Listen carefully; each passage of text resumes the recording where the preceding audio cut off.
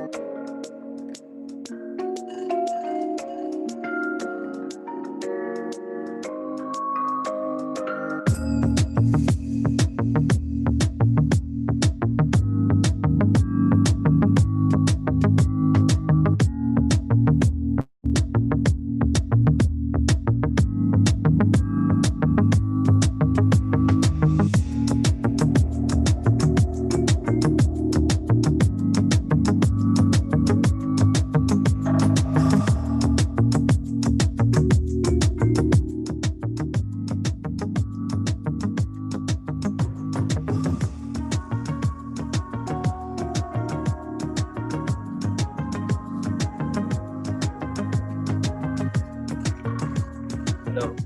Hello.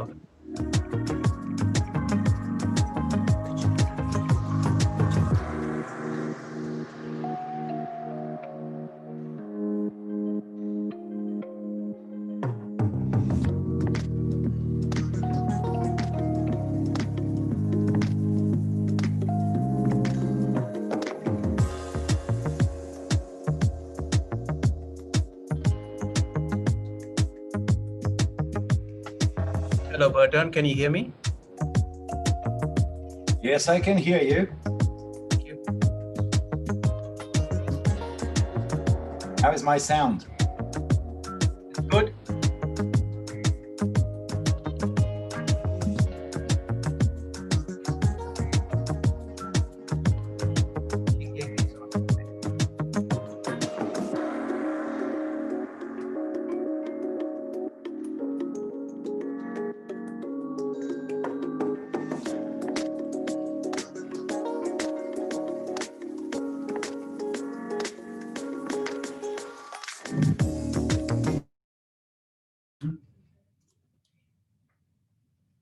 Welcome, everyone. This is Anna from APNIC, and I will be your MC for this session. We are now at the APNIC Open Policy Meeting 1. Before I hand over the mic to our chair and co-chair, just a friendly reminder to be mindful of the Code of Conduct, which is published at the conference website and in the chat box. If you want to ask a question or write a comment, you can either use the raise hand function in Zoom, and you will join the queue for voice question, or use the Q&A button for text. If you don't get the chance to ask your question, you can email conference@apnic.net and we'll forward the email to the speaker for you. Use Zoom chat for any questions you have that are not related to the presentations. More help is now available on the conference website. That's all from me. I'm now inviting the chair, Bertrand Chere, and his co-chair, Ching Heng Ku, to open the session. So over to you, Bertrand and Ching Heng. Thank you, Pramod.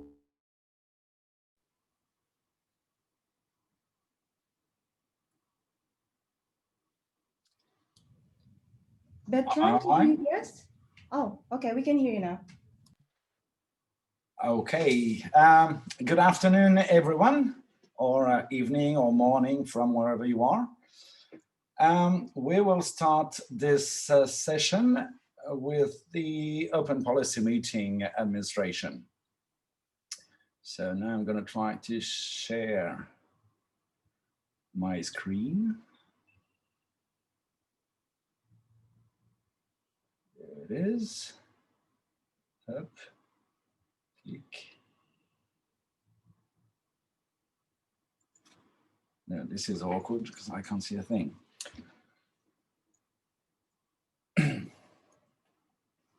Okay, so what do we do at the Policy SIG? The Policy SIG Charter is to develop policies which relate to the management and use of the Internet number resources within the Asia-Pacific region.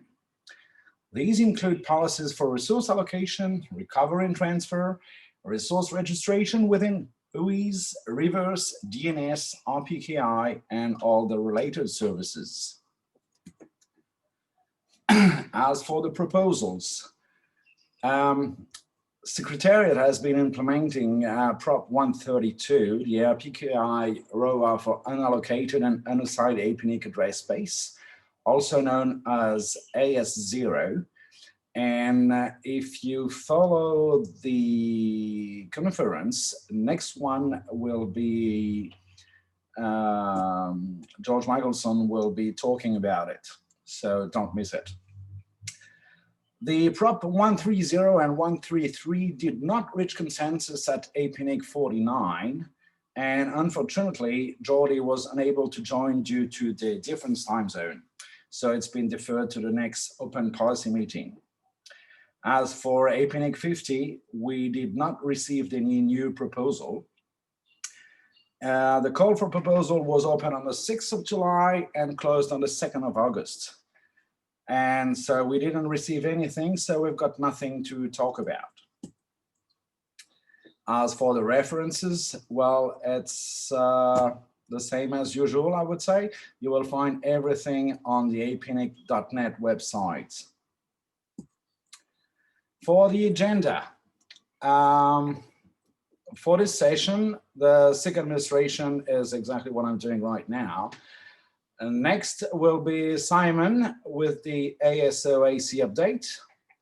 After that, there will be a short report with the INR review committee from myself. And we'll finish with Sunny with the policy development process and SIG guideline review reports.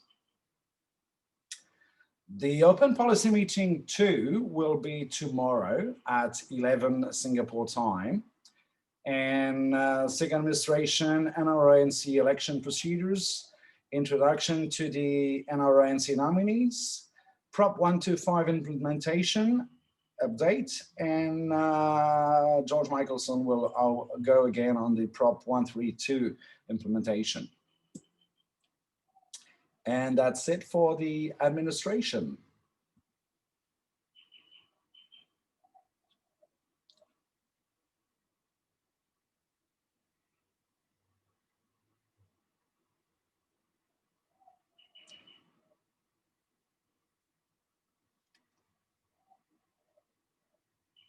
Any questions on the agenda and the way we do things?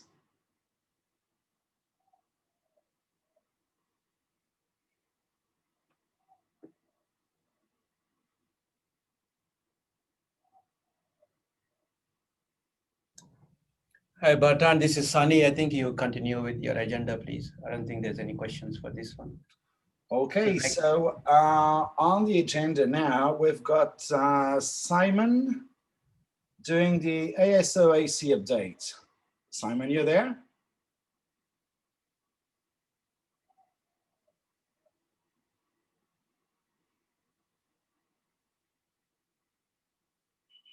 Simon is online. There he is.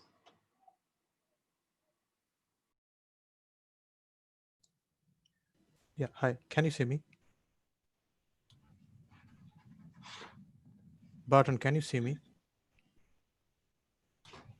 Yes, Simon, we can hear you. Okay, thank you. Barton, can I start? Yes, please go ahead, Simon. Okay, thank you. Thank you, Barton. Thank you, SIG Chair, for this opportunity. I'm from the ASO/AC. I'm just giving you the update for the ASO/AC. My name is Simon Solbaroi. I'm from the APNIC region team. So many people ask this question so many times that what is ASO/AC? So in ICANN, when we go that in ICANN, they call it as an address. When you come to APNIC, we are an NRO. So we are in ICANN, we are an address supporting organization. We are the address council member. And when we come to the RIR, it becomes NRO number council member. So what we do, we basically do the number resource policy advisory body. And mainly there are 15 people are there. So from each region, so there are 5 regions, 5 RIRs, and from each region, 2 are elected and 1 are appointed by the RIR board.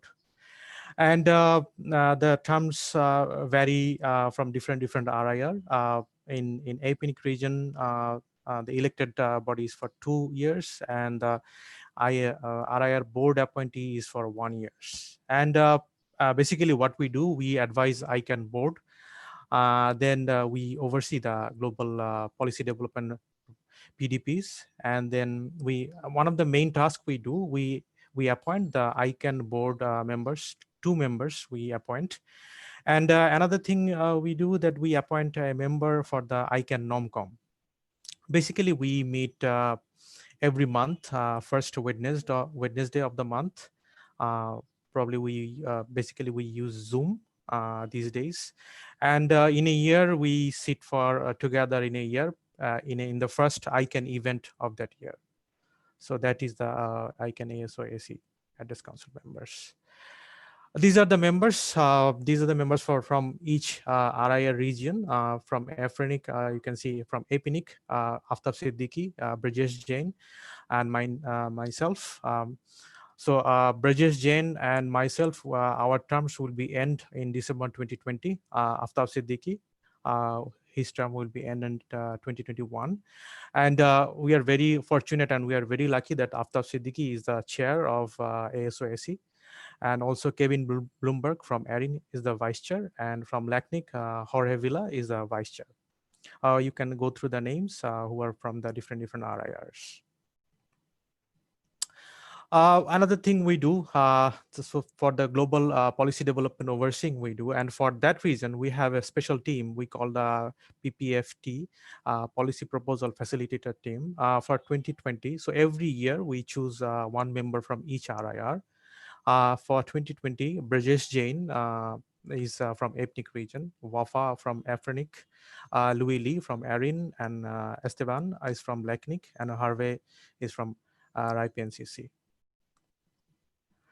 Then from the ASO/AC transparency, we have annual face-to-face meeting, and anyone can join that meeting. It's basically it happens with the first ICANN meeting on every year.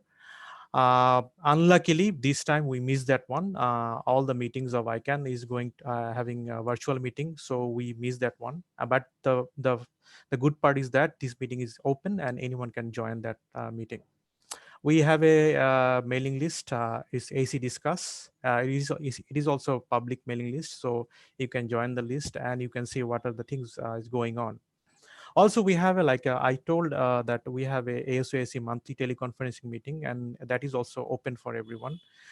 With the calendar is already there in our website, so you can see the calendar, you can join the meeting and give your opinion. I told that we to appoint the ICANN board, 2 seats from ICANN board is one of our main duty. So what for seat 10, Akinura Maimura-san is from 2019 to 2022, is from APNIC region.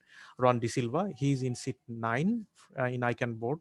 He's from 2018 to 2021. He's from the ARIN region. And Pankaj Chaturvedi, he is the ASO representative for the ICANN NOMCOM, and he's until the term 2021. There's a good announcement for ICANN board seat 9 timeline. So the nomination phase will be open very soon. It's from 15 September and it will be open for 2 months. And then there will be a comment phase. After that, ICANN will check the due diligence, and then the interview phase will become.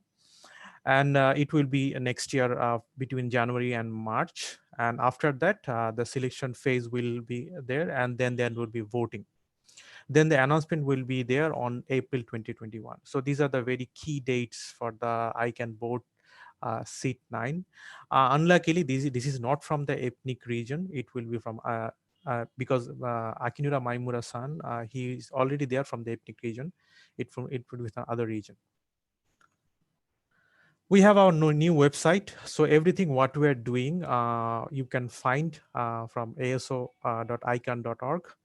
And it is the new website is very interesting, and you can find all the operating procedure. You can find all the meeting minutes. You can find all the calendars of what we are doing right now, and who are the present member in the ASO/AC, is also the past members. So very informative. Please visit our website. So thank you from ASO/AC team of APNIC region. If you have any question, you can ask. Thank you. Thank you, SIG Chair.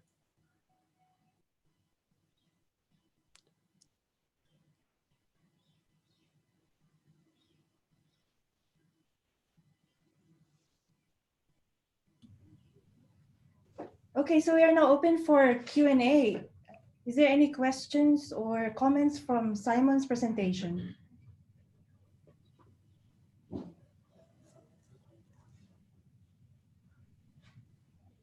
Okay, if not, I am going to pass the mic back to Bertrand to introduce the next speaker. Thank you.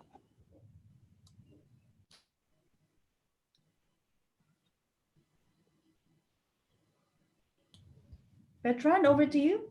Oh, sorry. Yeah, thank you very much, Simon, for that. Our next speaker is me, actually. I'm going to do the NRO NC report for 2019. Let me share this up.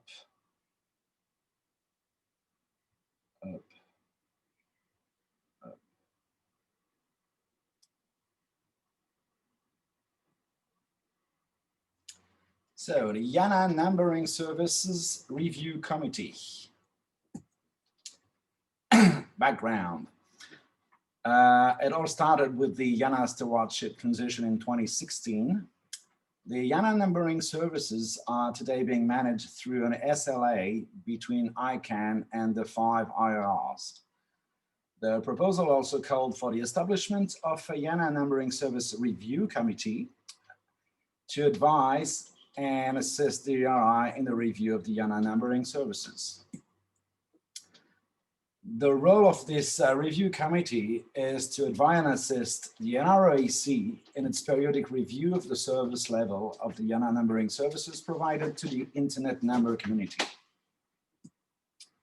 So who we are? There are 3 people from each ERI. One of them is appointed by the ERI, one of them is staff, and one of them is to be elected. Nurani Nimpuno from RIPE NCC is the chair, and I act as a vice chair. And you've got all the other names in the screen in front of you. The report outreach, on February 4th, we've called for comments on the performance matrix. You can see the report by clicking on the link. And on March 10, we've published the final review committee report for 2019. What happened in 2019? There was 1 IPv4 allocation in March, 1 ASN request in June, and 3 IPv6 allocation in March, May, and November, and 1 IPv4 automatic allocation that was initiated to all ERR during March in accordance with the global policy for post-exhaustion IPv4 allocation mechanisms. Here is a brief review of the SLA. So as you can see, everything went exactly according to plan. No incident to be reported. And so the review committee assessment for the SLA, less than 2 business days responses, right size block allocated, number given don't overlap, numbers given match delegation, all the SLA was met at a 100%. As for the conclusions to this report, all requests fulfill accurately and on time, no indication of failure or near failure by ANA, no concerning or interesting pattern detected, no indication concern raised by the Internet number community, and we did receive 1 comment noting the SLA fulfillment. The review committee concludes that the performance of the NRO numbers service operation are within the SLA and meets the needs of the Internet number community. As for the feedback, we think borrowing is a very good thing, and we hope you agree. But there's still work and places for improvement. Maybe a clearer report, better communication. So if you've got any feedback, any thoughts, any observations, please do give us ideas you would like us to implement. As for the references, it's all on your screen. And if you download the presentation, you can click directly on the links. Thank you very much. And if you have any question, I'll be delighted to answer them.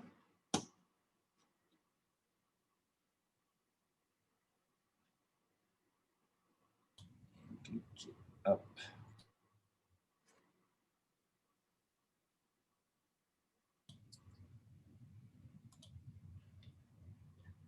Are there any comments, feedbacks, or questions for Bertrand?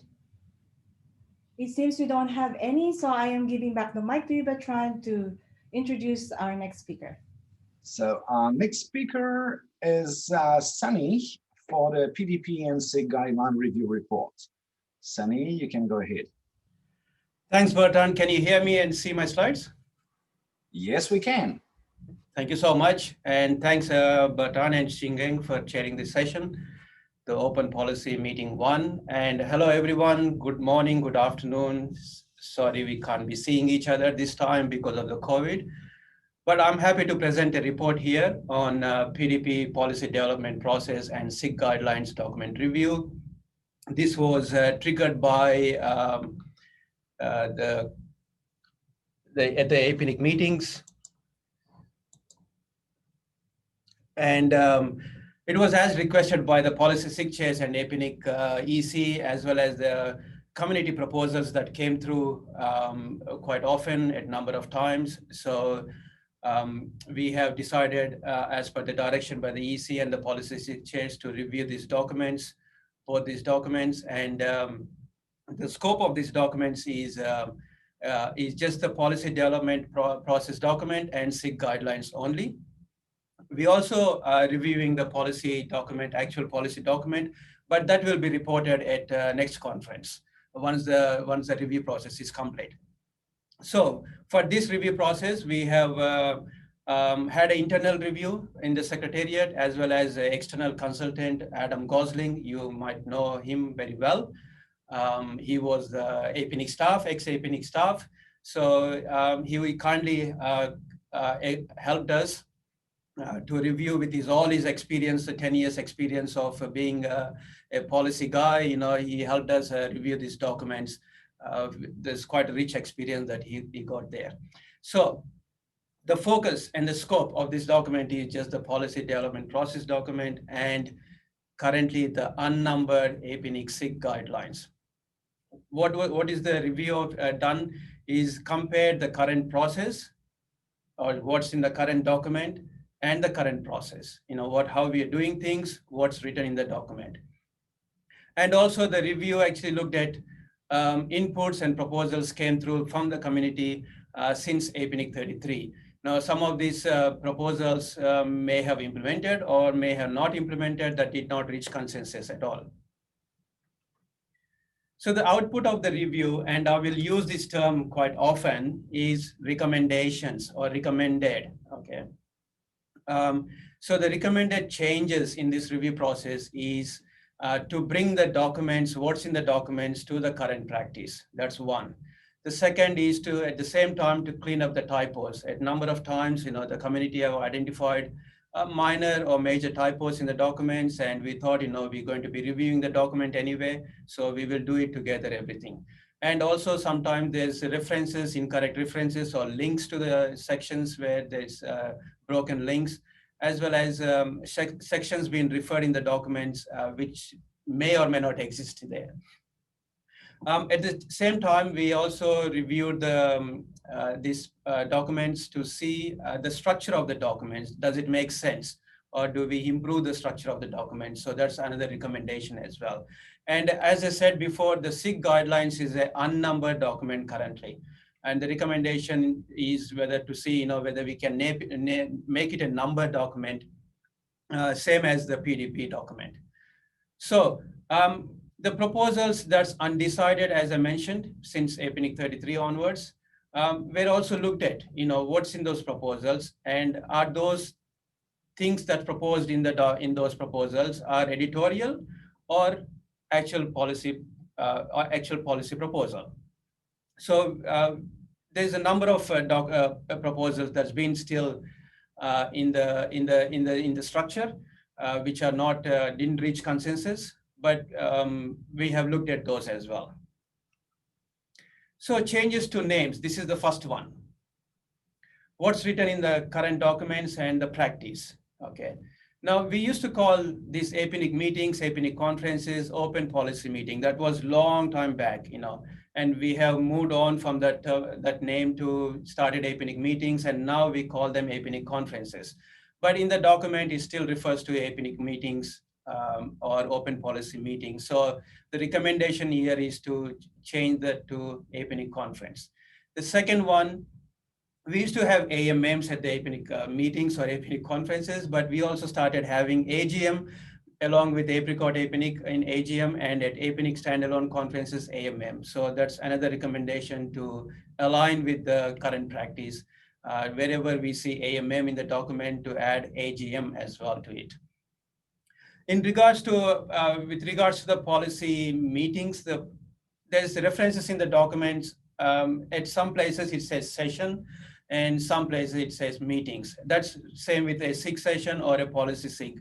So the recommendation here to, with the policy SIG, we call them an open policy meeting, and that's already been implemented. As you see in the agenda for this conference, we call it OPM1 and OPM2, which are run by the policy SIG.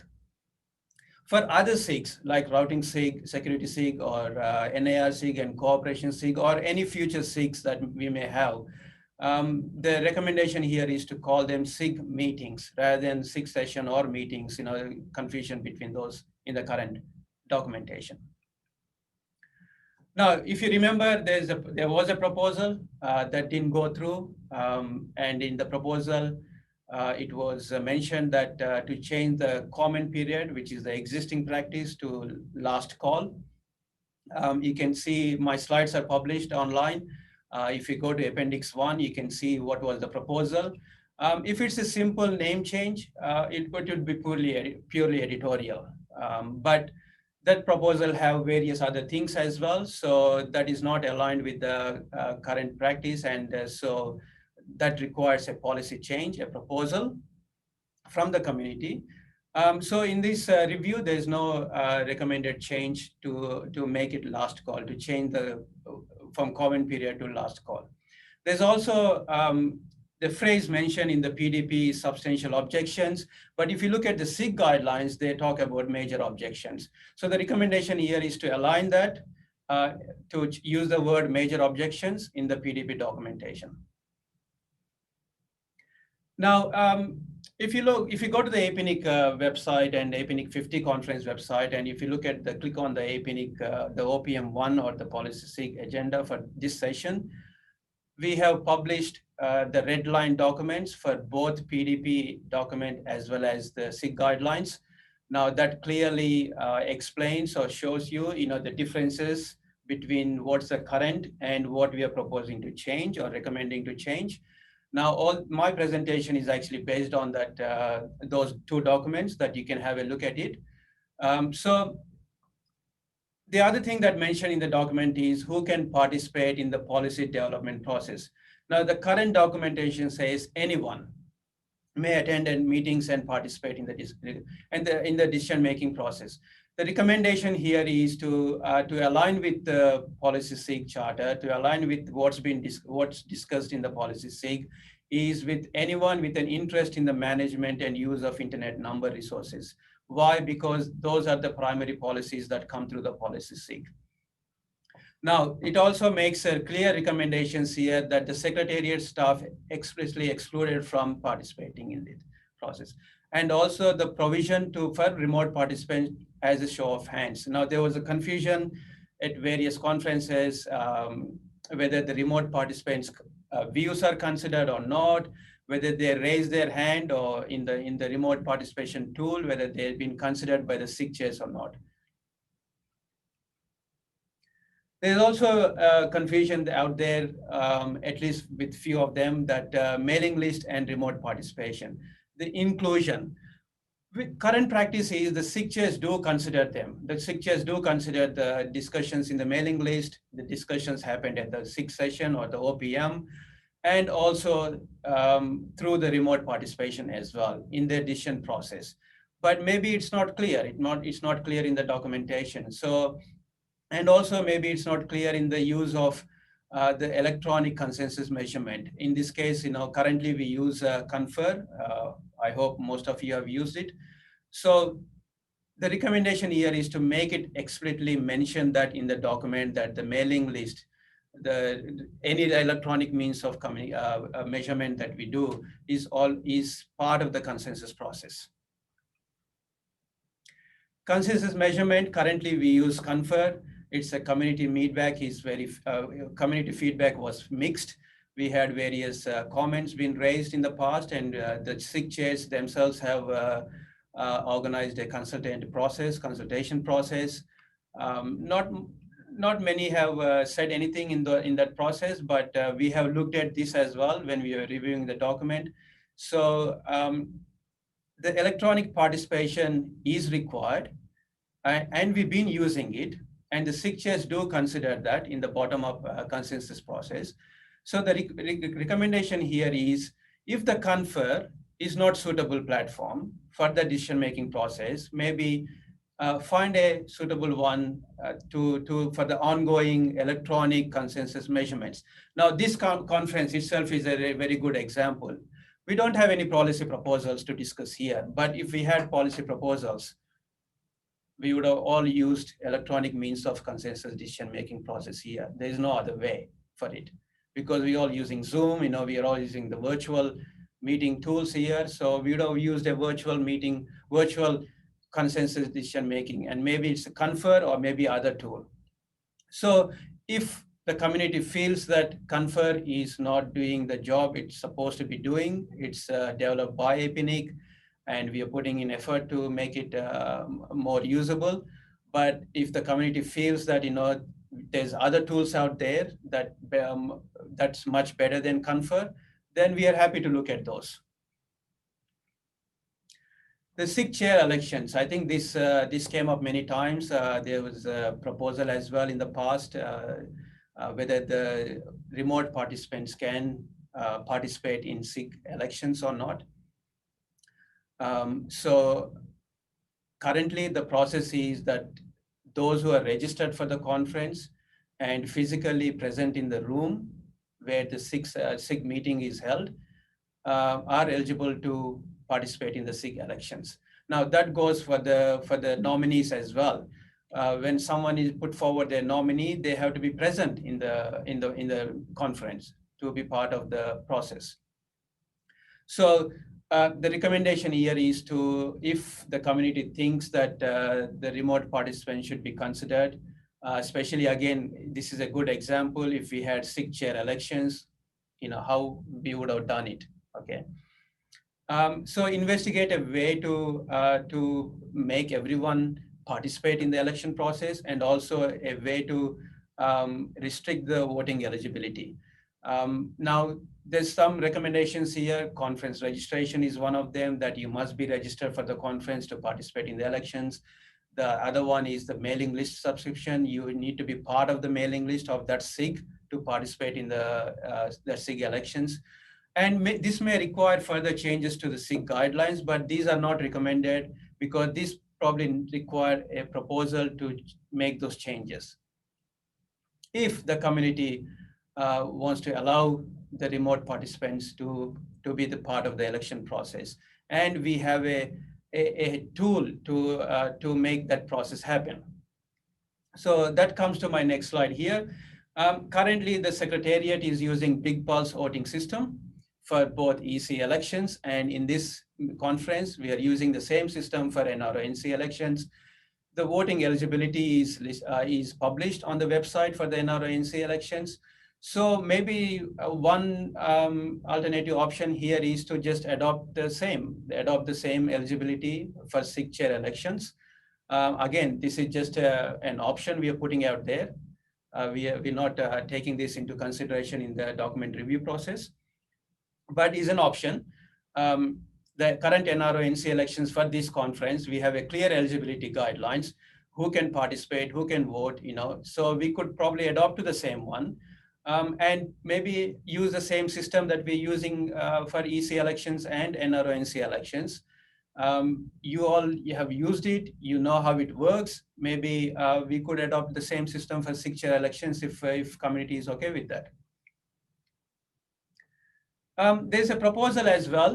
Currently, we use general agreement, and there was a proposal to change that to rough consensus. There's not much difference in there, but one major difference is the major objections. In the current general agreement process, even one major objection from one individual can break that consensus process. Whereas if you move on to the rough consensus, then the definition is different. But the question here for the community is, if you want to move on to the rough consensus process, then do you want to take that major objection into consideration, or you want to drop it? So it's not recommended in this document review process to adopt that to rough consensus.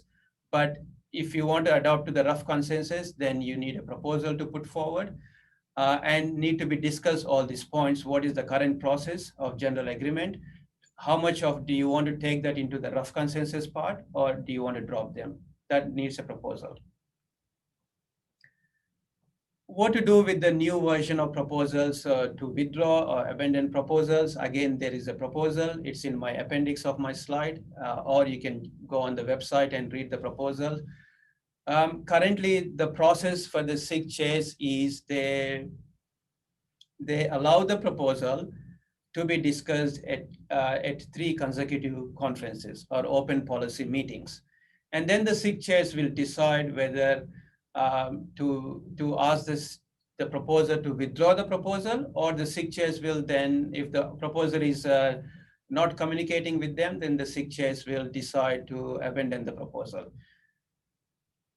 So the recommendation here is to adopt the current practice, but the community thinks that if the proposal is discussed in 1, 2, or 3 OPMs, and that should automatically be abandoned or withdrawn, then that's fine. That's good as well, and that requires a proposal to discuss with the community. Consensus at the member meeting. The current process is consensus goes through member meeting, AGM, through mailing list, and to the open policy meeting. That's where the proposal is decided, whether it's reached consensus or not. And then it will be taken to the AGM or AMM. It will be discussed there as well. And then the consensus call will happen in AGM and AMM. So there's 2 places that consensus call happens, in the OPM and at the AGM, AMM. Now, some question, is it required? Is it required to a proposal to go through 2 consensus process here, in the OPM and at the AGM as well? So the recommendation here is no change to the current process. I think it is clearly defined in the PDP that membership is have a stewardship role in the policy development process. And the second consensus is desirable for a fail-safe. For example, if the majority of the membership, because of the parallel tracks that we have at the conference, may not be in the policies in the OPM, in the policy SIG session, and maybe attending other sessions, thinking that, and they may know that the consensus will happen at OPM as well as at the AGM or AMM, and they will have a second chance there. So if the community thinks that it is not required for consensus to happen at OPM and AMM or AGM, then by all means put forward a proposal and discuss with the community, but it is not recommended in this review process to change that. Appeals process, I believe some of you already know this is a proposal in place currently, the review process identified that, and also it was commented at the conferences, in the previous conferences, that the EC is not the correct body to overrule policy SIG chairs. Why? Because the policy SIG chairs are elected by you guys, by the community, by by voting process. And so you have put trust in the policy SIG chairs that they do their job and they follow the guidelines and they follow the PDP. So it is not for the EC to correct, it's not easy to overrule that decision. But there are steps in the process of the PDP where the EC have to endorse the proposal. So at the last step before it's been implemented. So at that time, the EC may intervene if the EC thinks that APNIC EC thinks that the SIG chairs haven't followed the process correctly. Then they can, in the current process, they can actually send the proposal back to the SIG chairs. So there's no changes recommended in this current process here. Recommendation for the PDP document, just simplify the table of contents. There's missing links in there to simplify the table of contents. Again, I would point to the red line documents that we published on the website. Please have a look at it. There will be recommending to have a reference to a community code of conduct, which is always published on the APNIC conference website, but we are explicitly recommending to put that in the PDP as an appendix. Include shared script on decision, consensus decisions. Secretariat, with our legal advice, we provide a script to the chairs during the consensus process, and it's well written. It's in front of them when they're doing the call for consensus. Now, the recommendation is to include that script in the PDP as an appendix, and move some of these items that's from the SIG guidelines to the PDP under appendix, because they're actually related to the policy development process, not for the SIG guidelines. So one is the basic steps in consensus decision-making process. This is very much related to the policy development process because the consensus happens in the open policy meeting, not at a SIG meeting. So the recommendation here is to move that from the SIG guidelines to the PDP document under appendix. The other one, guidelines for presenting a policy proposal. As you can see, it's a policy proposal, again, relevant to the PDP. It's not relevant to the SIG guidelines. Recommendation here is to move that to the PDP under appendix. Presentation outline. So if a proposer wants to present a proposal, we have a template, and that's currently is in the SIG guidelines, and the recommendation is to move the template to the PDP. So everything is in one place. When someone want to propose a policy, they want to understand what is the process, what is required for them to propose and present and discuss with the community, so that they can just go to the PDP document and have a look at everything in one document rather than cross-referencing to various other documents. Now, the other one, the last one we're recommending is guidelines for informational presentations. Now, sometimes the informational presentations are also being presented at the SIG meeting or the OPM. So there's some guidelines. Now, this is relevant for both the SIG guideline, the SIGs, other SIGs, as well as the PD for the policy development process. We are recommending that we copy this to the PDP as well, so it's all in one place. Recommendation for the SIG guidelines. The SIG guidelines document itself is currently it's unnumbered. We actually lost track of the version control on it. We don't know when it was reviewed last time.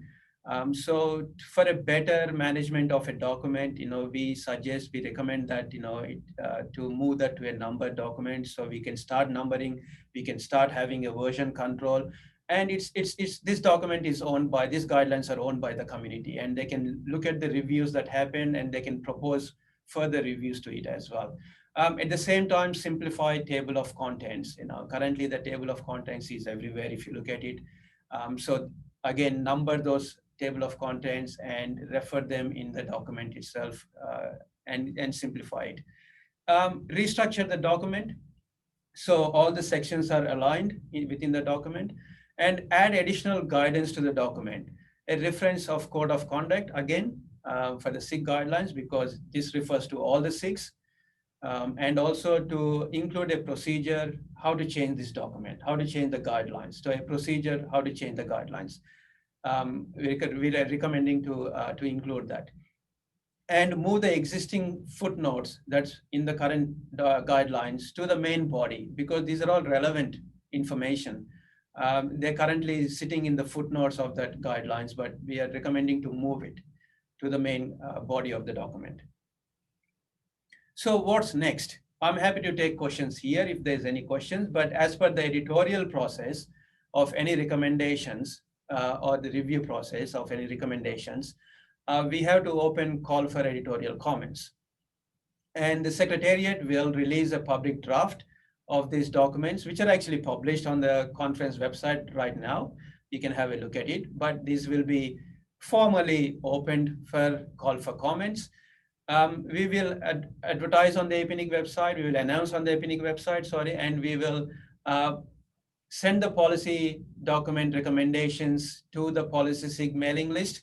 We will send the SIG guidelines recommended draft documents to the current SIGs, that's Policy SIG, NIR SIG, Routing Security SIG, and Cooperation SIG, because the SIG guidelines is relevant for all the SIGs, and all the SIG chairs and the SIG members have to agree to those draft recommendations. The comment period will be 1 month as it's defined in the editorial process. Any interested parties may object to the wording provided by the Secretariat through this document review process. Suggest further improvements if we have missed out anything that, or you think that the documents can be better improved from what we are recommending. Please, by all means, you can put forward those. And also request that an additional call for comment be made if 1 month is not sufficient enough time for you to review these documents. You can request for additional call for comment to be made for any substantial reviews are required. Now, again, I stress the point that these are recommended draft suggestions. So by all means, you can have a look at it. Have a clear read through of red line documents, which shows you the differences between the current and the recommended draft. And if you have any comments, when we open the editorial comments on the mailing list, please do participate, and please let us know whether you agree with those changes or do you want more discussions to happen. We are happy to take forward from there. So that's about it. Since this is going to be an editorial process, and we will open editorial comment for these documents. So for everyone's understanding and for the clear recording of what you say or what you suggest, we propose that all those to put forward in the mailing list, so we can clearly, everyone can have a look at those and then make comment there. But I'm happy to take any questions with my presentation here. Over to you, Bertrand. Yeah, thank you, Sunny. We have comments and questions from Owen DeLong. He would actually prefer to modify the document to both say substantial objection rather than major objections. Substantial objection are objections which have substance, yeah, of course, and represent a need of the community which is not met by the proposal.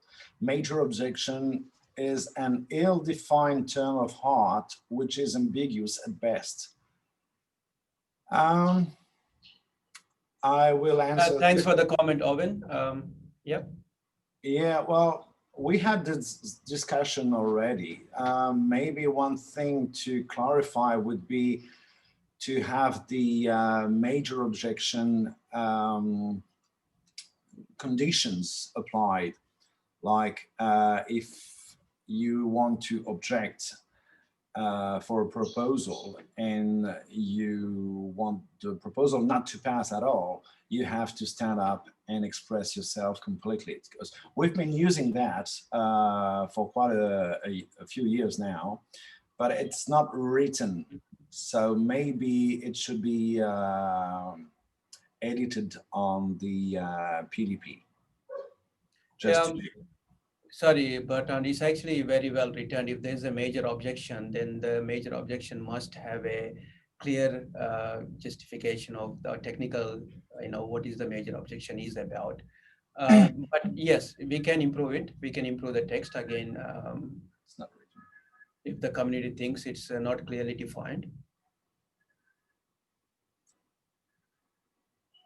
Okay, we've got lots and lots of comments there. You want me to read those? Still from Owen, doing in line. Suggest the intersection of conference registration and mailing list subscription as of 60 days prior to the meeting for voter eligibility for co-chair.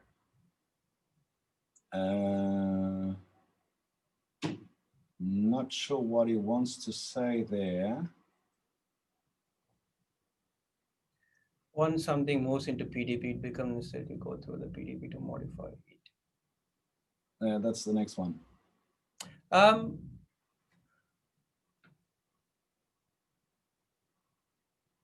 something moves into the PDP, and if the proposal didn't reach the consensus, the current process is that the SIG chairs would ask the author to consider the community comments and improve the proposal.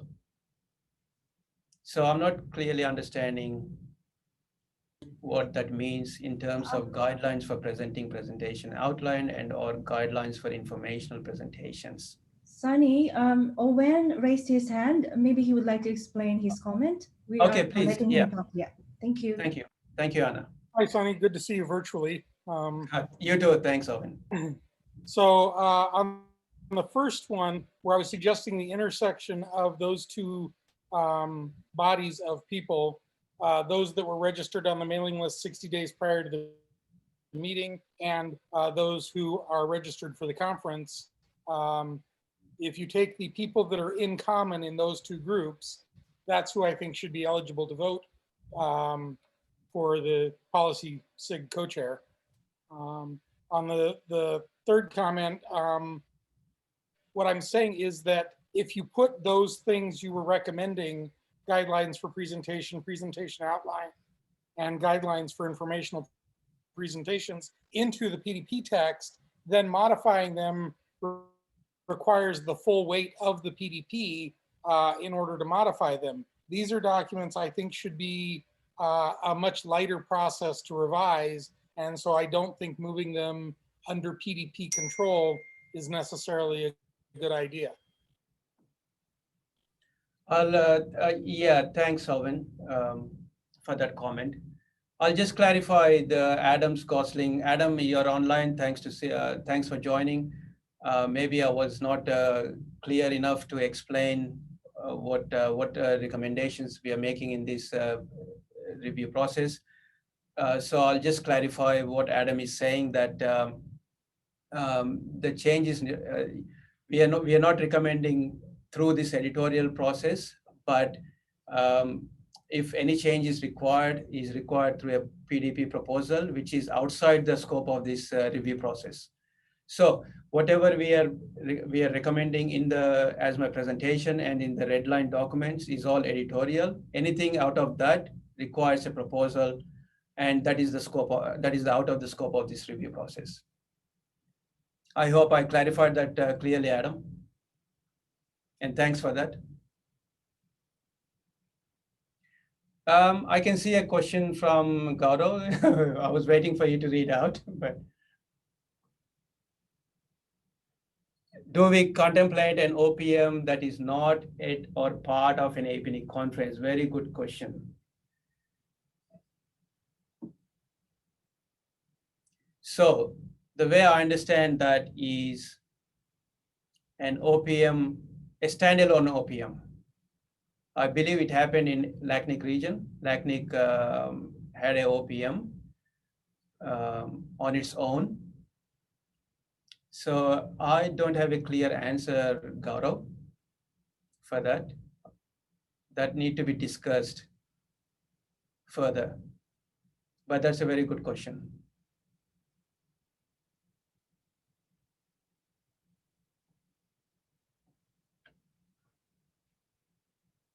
Any more questions? If not, we will, after this conference, we will open call for editorial comments, and you will have an opportunity to put forward your comments on the mailing list. And then we can have a look at those once the call for comments is closed. And if required, we can then have a substantial review of those documents.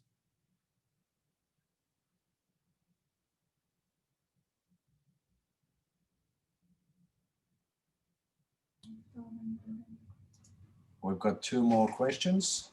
After consensus process, do you need policy? What consensus process? To have it, the consensus process both at OPM and AGM, AMM, or consensus process electronically as well as physically?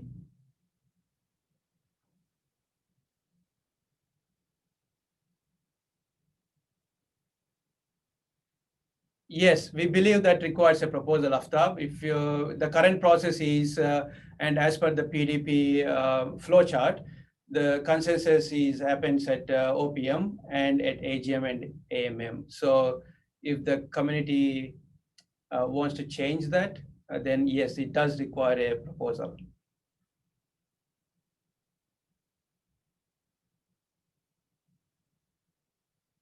Adam Gosling saying, in response to Owen, changes to the SIG guidelines actually require more than the PDP, as it requires consensus in all existing SIGs. Yes, as I said before, any changes to that one has to go through all the SIGs, and that's where we said we will put to all the SIG mailing list those recommended reviews.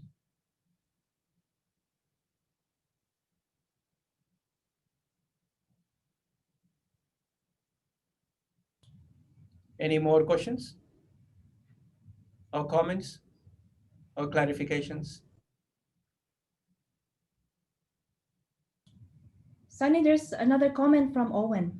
Yeah, I'm just reading that, Anna. Right, I was talking more about those other documents proposed to move into appendices of the PDP. They are actually, Owen, they are actually not other documents. They're actually currently sitting in the SIG guidelines.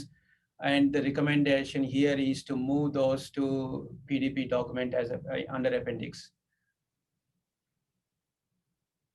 But they're not separate documents. They're just text in the current SIG guidelines, which talks about consensus process, which talks about how the consensus edition happens, which talks about how an author can present a proposal. There's a proposal template.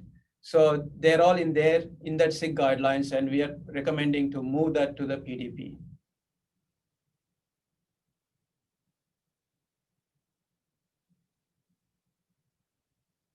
Any others?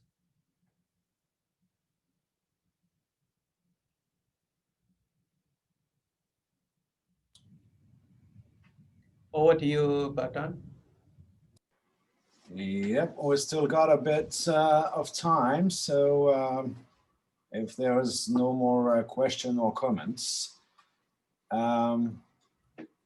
we can just finish this session, and I will invite you all for the routing security SIG, which was next and chaired by Haftab.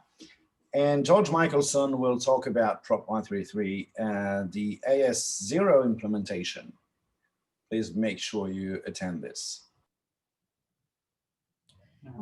Thank you, Bertrand, our chair, and of course, co-chair Ching Heng. I'd also like to thank our presenters, Simon and Sunny. I am now inviting you to participate in the poll survey for this session. It should be popping in your screens right now. And this is the end of the Open Policy Meeting 1. Please join us in the social space while you're taking the break. Login information is available in the conference website. So see you in the next session.